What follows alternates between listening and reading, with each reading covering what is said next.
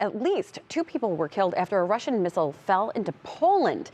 The attack was the center of conversations President Biden had with world leaders overseas. NBC's Bree Jackson is live in Washington, D.C. And Bree, the president spoke with the president of Poland about this fatal explosion.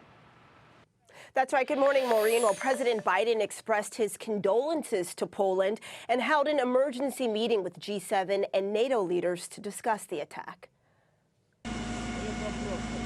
A tense and deadly situation in Poland as the country investigates how and why a Russian-made missile crossed the border with Ukraine, killing at least 2 Polish citizens. President Biden met with world leaders overseas and condemned the crime. The moment when the world had come together at the G20 to urge de-escalation, Russia continues to has chosen to escalate in Ukraine.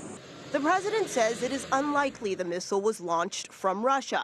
Russia's defense ministry denied any involvement in the strikes. Wszystkich zapewniam, President Joe Biden. Poland says its government is investigating the matter and raising its military preparedness.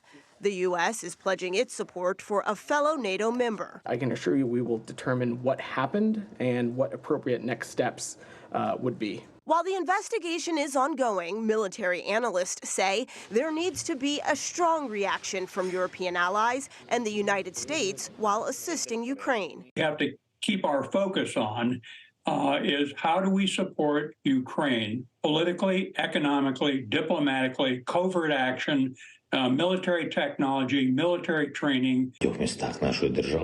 As the war escalates, President Zelensky vows we will survive everything. Ukrainian forces remaining defiant against Russian aggression. Whatever they're planning, they will be crushed.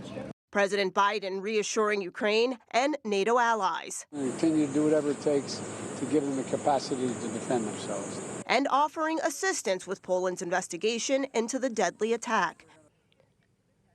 And if Russia did deliberately target Poland, it could trigger a response from the 30-member NATO alliance at a time when Russian forces have suffered several major setbacks in their war against Ukraine. Maureen? All right, Bree, a lot more information hopefully coming today. Thank you so much for that live report.